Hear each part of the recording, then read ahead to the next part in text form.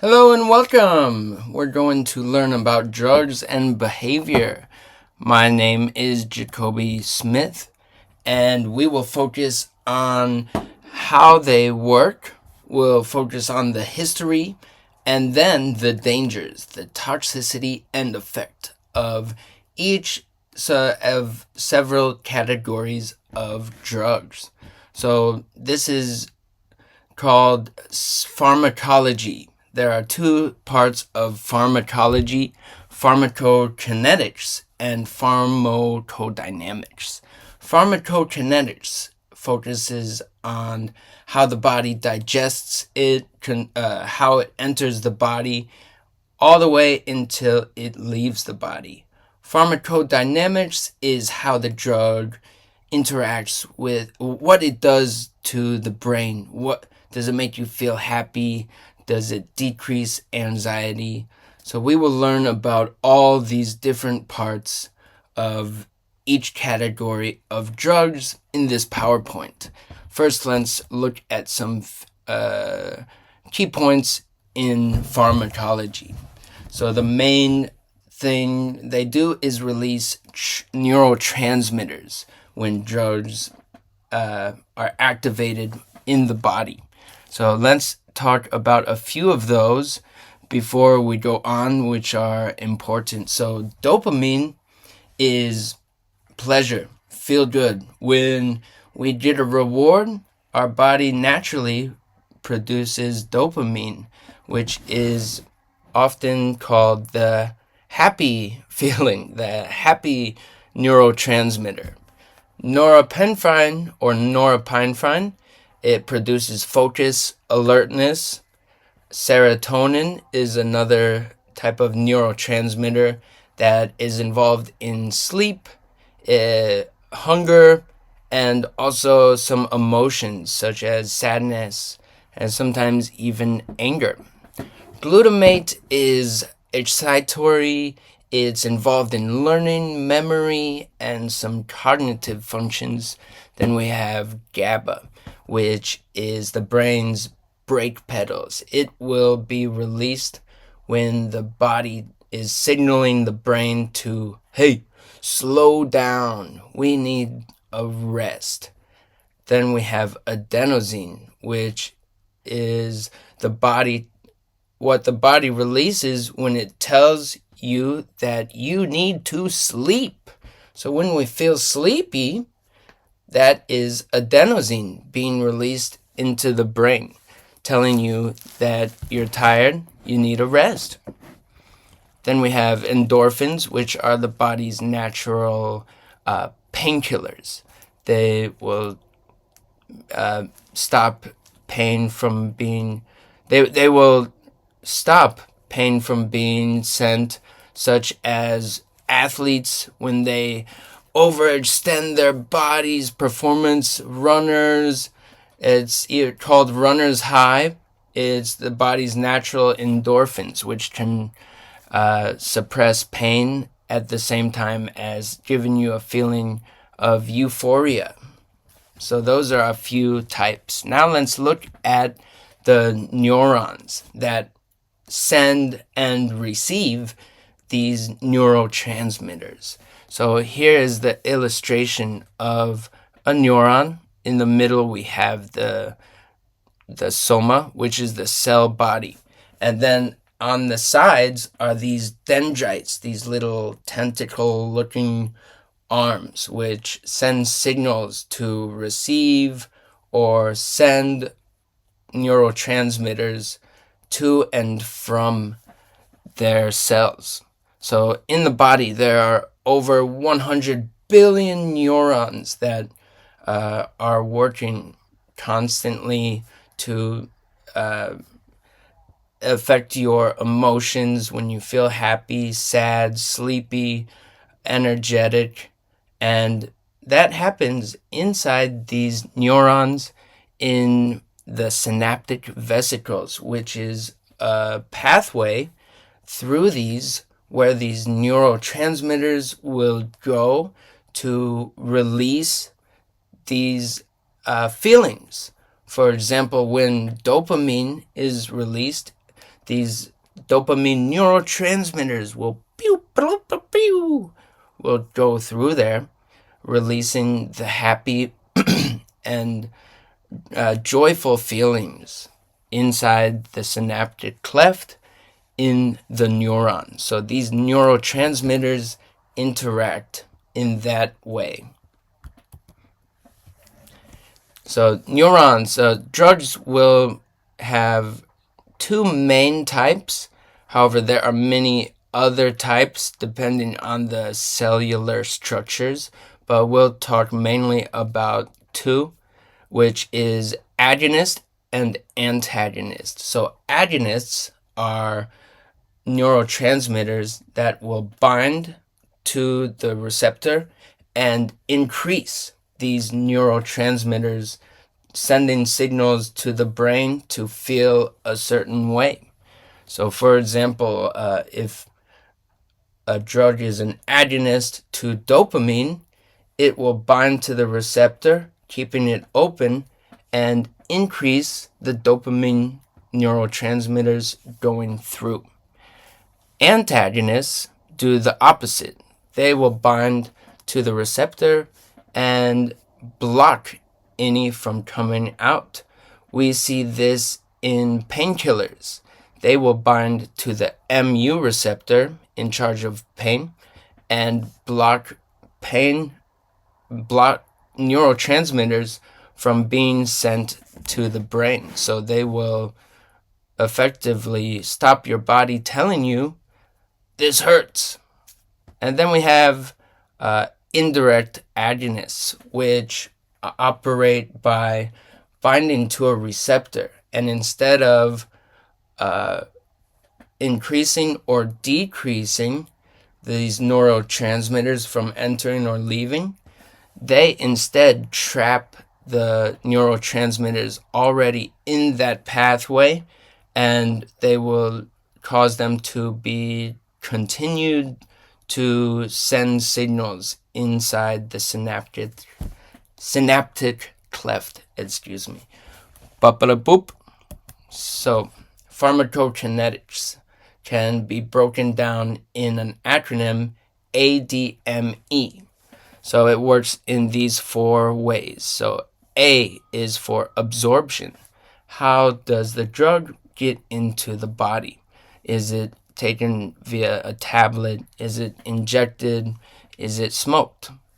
D stands for distribution. That is where the drug goes in the body.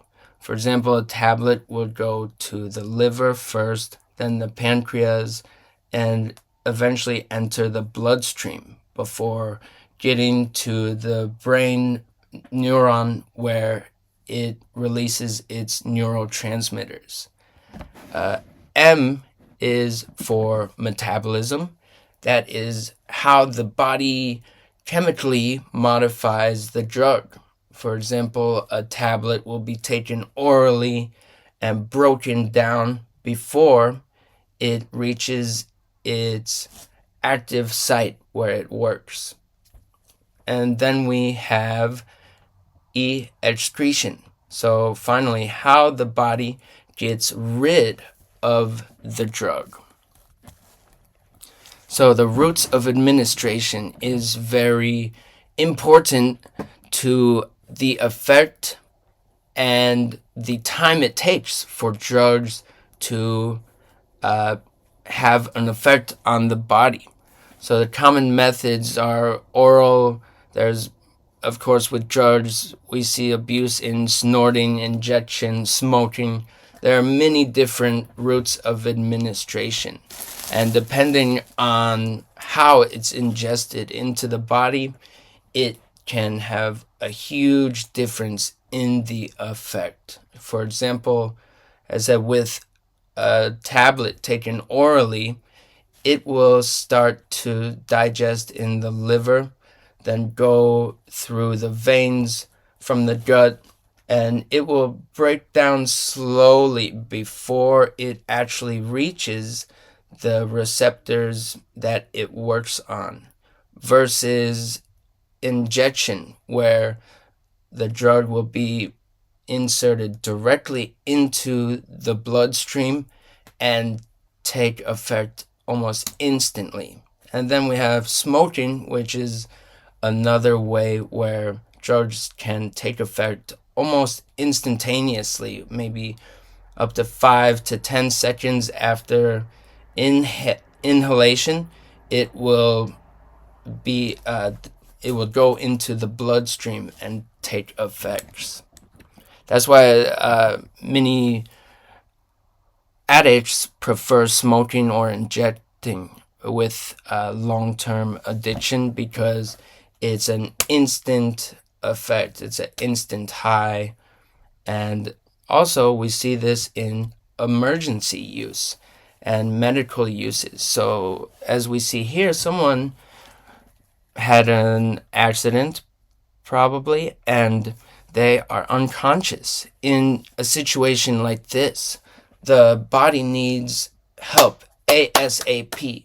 So in a case like this, paramedics or health professionals would use an injection to get the drug into the body and into effect right away.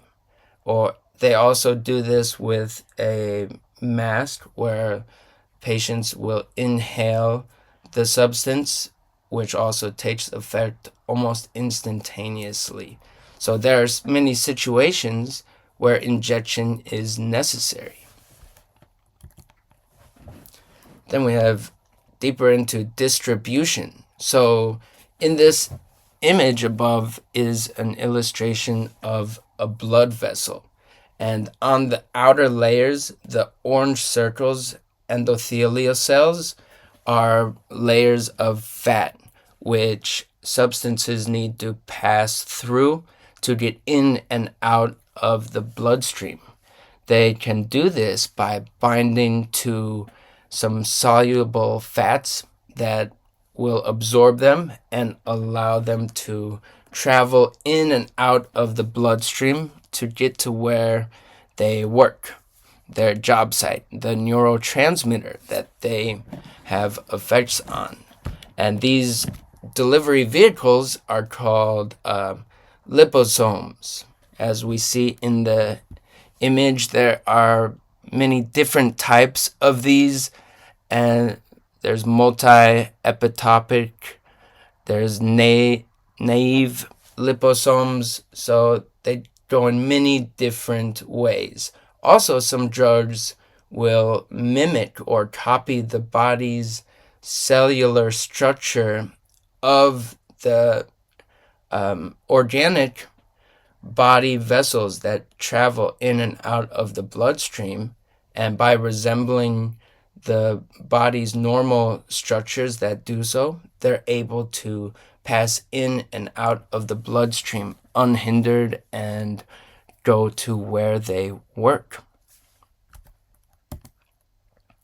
Metabolism. So with a tablet or a with a tablet or a pill, metabolism will begin in the liver and then go through the guts before entering the bloodstream, where it will go to its work site eventually.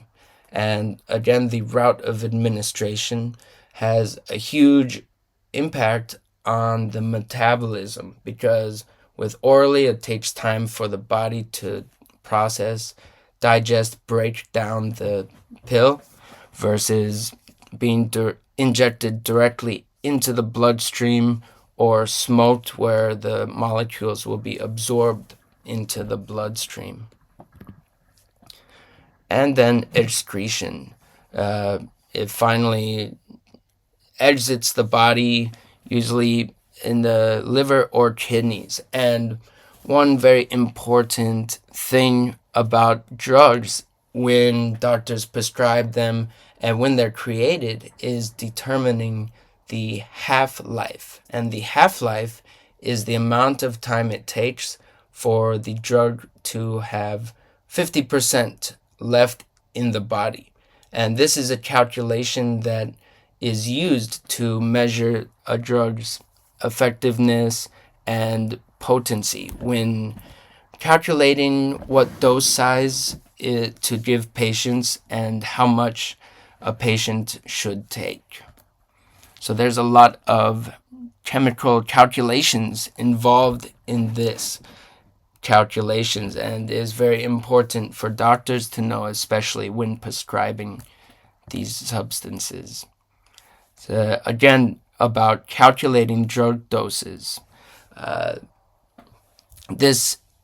Each drug has a maximum effect that is they can only do so much, and any more than that will not do anything.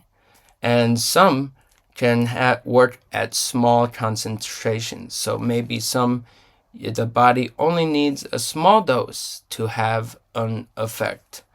And the drug doses are calculated based on measuring the maximum effect and how much of the drug is necessary to reach that. And when considering the half-life as the body excretes or digests these, it can be calculated how much more is needed to maintain the effect wanted to help you. Then we have the efficacy and potency. So these two work hand in hand, to calculate how much is needed. So the efficacy is talking about the effects of these drugs on the body. And the potency is talking about the dose, how strong is the drug and how much is needed. So these go hand in hand, as we see on this graph. So we see drug A. For example, let's say morphine is a very potent substance. So only a small dose is required for it to have high effects. Whereas, versus another drug, perhaps a very lower painkiller, it can require a much higher dose to reach the same effects as the stronger, more potent drug. And then we come to the therapeutic index. So therapeutic is the good benefits, the positive parts that a drug has. So does it decrease pain? Does it decrease anxiety? Does it give people energy where they need it? So the therapeutic means what it can do positively to the body.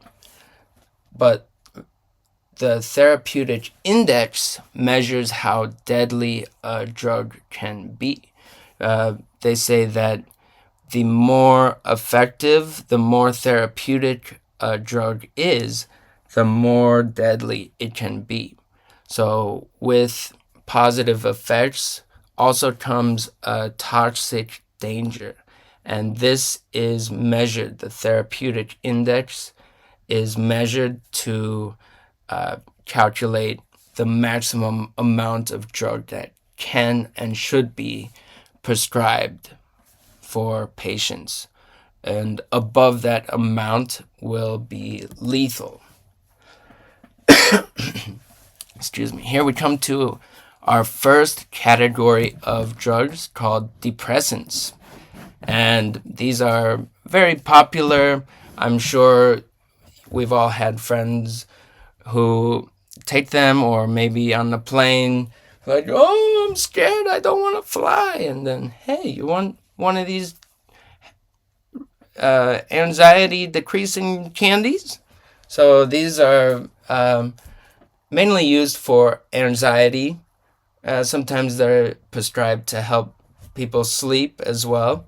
And they're very life-saving for many people who, without these, would not be able to even go to work. For some people who have social anxiety and maybe some fears of something, some phobias.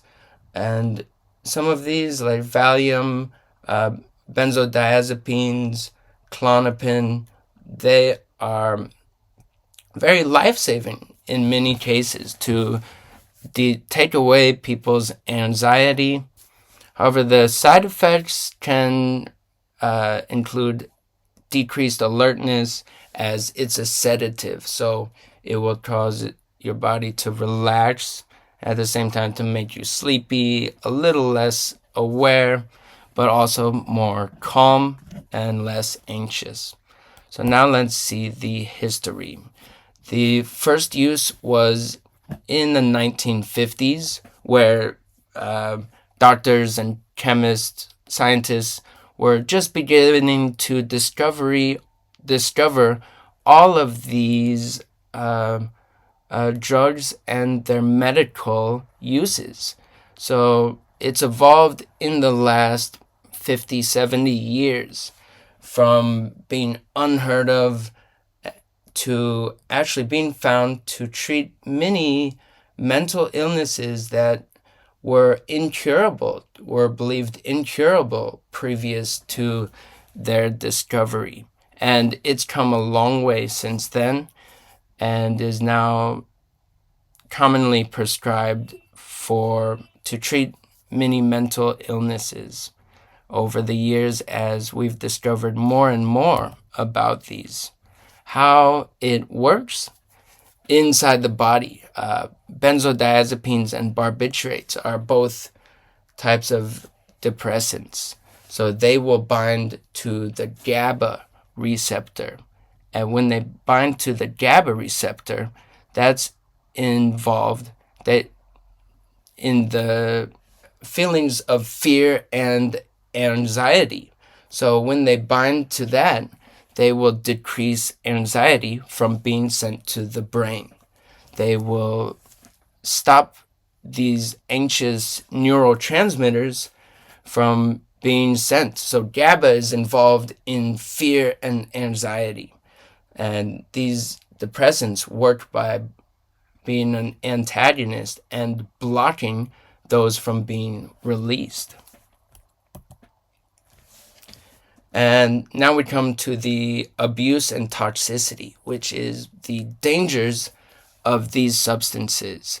So the real danger comes from withdrawal. So when using any substance, the body very quickly adapts.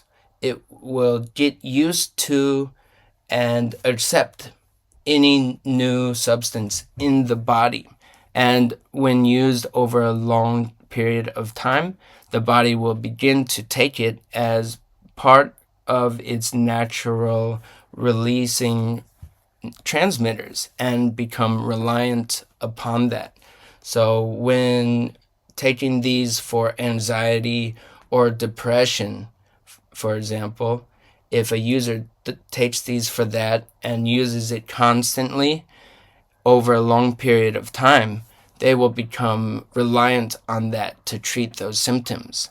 Thus, when they stop taking this medication, those fears and depression will flood back at a higher level than they initially were.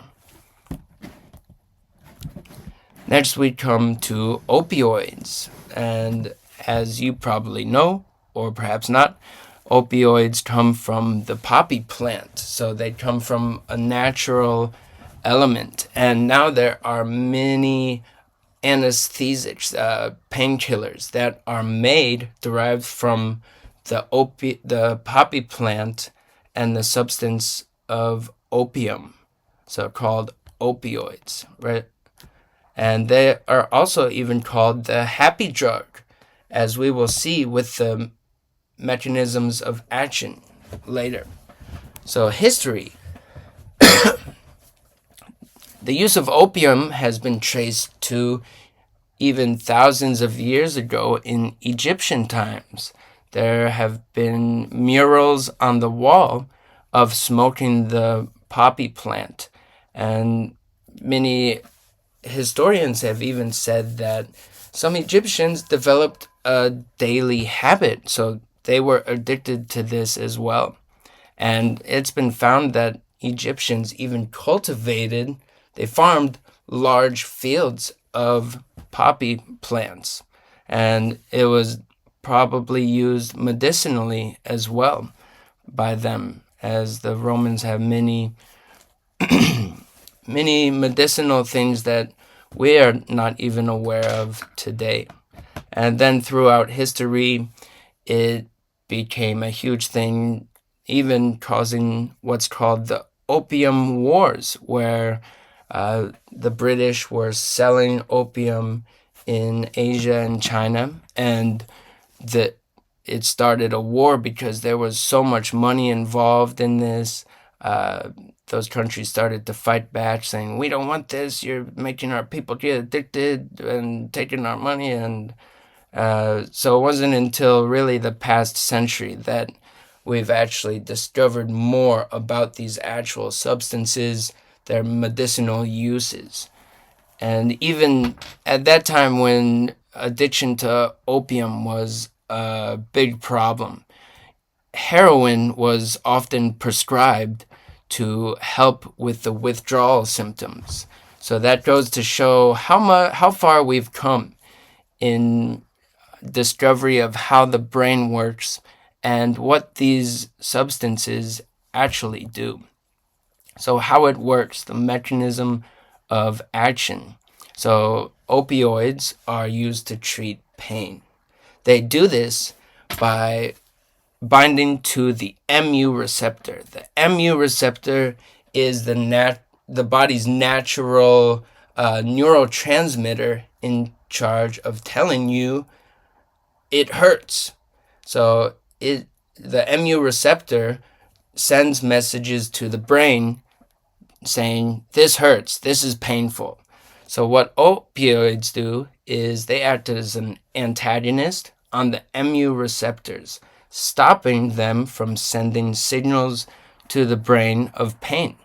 At the same time, they also act as an agonist on dopamine receptors. They will bind to dopamine receptors and increase the release of dopamine into the brain. So while at the same time blocking pain neurotransmitters being sent to the brain, they will increase dopamine being sent to the brain.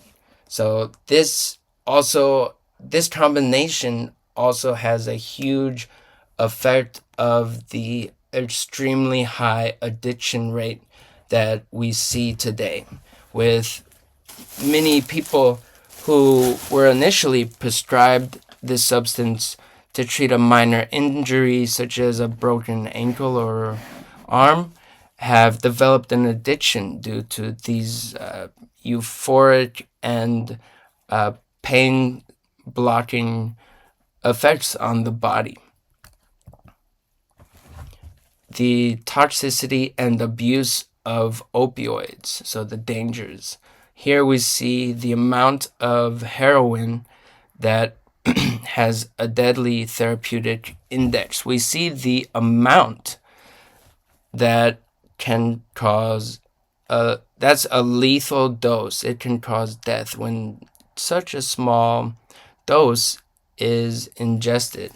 Then we go to fentanyl, which is another opioid, a very new one, and we see what dose is needed to be lethal. And then there is a new synthetically created, I believe, one called carfentanil, which we don't know so much about yet. However, it's extremely toxic, and such a tiny amount can cause death. And we're seeing a huge increase in overdose and addiction rates of opioids Initially, many of them started from a simple prescription by the doctor to treat pain. However, this often turns into addiction and worse.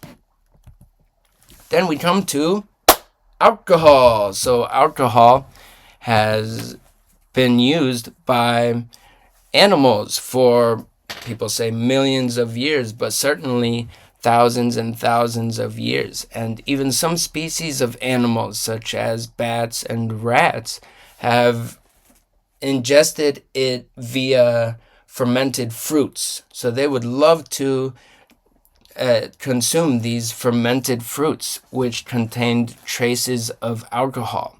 And over the thousands of years, some animals have even evolved into an immunity against alcohol. And even bees have adapted, and they can tell when another bee is drunk. They will not allow drunk bees back into the hive, because bees love to consume alcohol. They like to have a good time, and they get that from mainly fermented fruits. So often the bees you see getting the fruits fallen from trees. Many of these will have gone into the process of fermentation and contain traces of alcohol. And so when humans started first using alcohol, it almost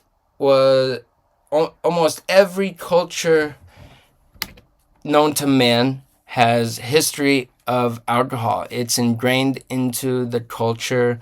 We see it in religious ceremonies. We see Jesus turning water into wine, and it's a huge part of society, even used as a business deal maker in many Asian cultures. So the first that we know of use was discovered to be in China, in pots that were believed to be from 7,000 BC that contained traces of alcohol made from grain. It's been discovered in many other countries to be made from grapes, as we see wine, we see rice wine, with beer made from wheat. So there's many different variations of alcohol. How it works. So when using alcohol, it will suppress the parts of the brain involved in anxiety and stress, and also in the decision-making and consequences part of the brain, the amygdala and the prefrontal cortex, which are involved in those processes. The activity is lowered when consuming alcohol. Thus, we see the irrational behaviors, the lack of foresight, and also the lack of fear. So it also works as an agonist to dopamine. So it increases dopamine flow, serotonin flow, which helps stay alert. Maybe it evolved in affects emotions as well. So it gives users a happy feeling at the same time as it decreases GABA, which is related to stress control and your body being fearful. So alcohol, while increasing the good feelings with serotonin and dopamine, it decreases GABA, which is involved in thinking about the outcomes. Abuse and toxicity. So what are the dangers of alcohol?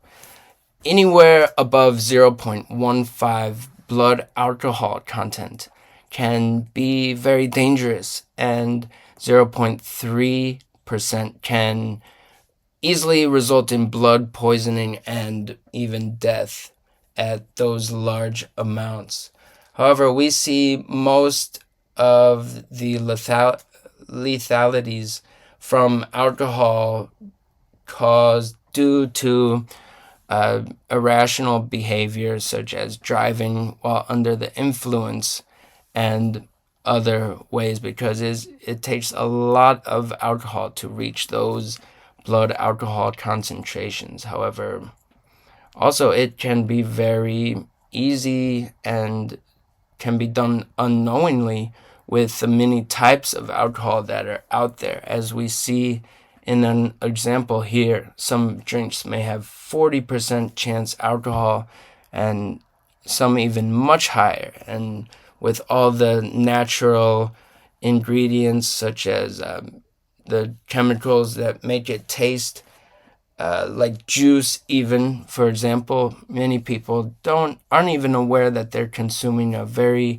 high alcohol content drink. And one of the big effects of alcohol will be when the body grows used to it, when it becomes an addiction. The body will start to, when someone's been drinking and drinking and drinking, becomes addicted to it, the body will produce a tolerance, become dependent on alcohol, and expect that every day. Then, when trying to stop or quit cold turkey, the body will be used to that. And when stopping that, alcohol has such an effect on the body that without it, it can even cause heart attacks or seizures when suddenly stopping after the body being super used to it. We also see just hangovers after nightly use, but over long-term constant use, it can develop real dangers in quitting. So that's the end of part 1. I hope you enjoyed, and tune in for part 2. Toodly-doo!